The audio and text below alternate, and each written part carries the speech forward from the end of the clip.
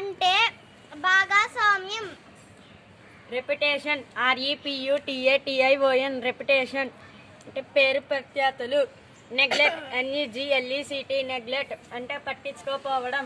Persistence PERSISTE అంటే persistent అంటే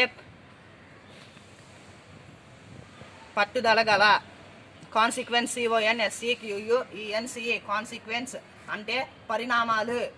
like చేయండి, షేర్ చేయండి, సబ్స్క్రైబ్ చేయండి, షేర్ చేయండి.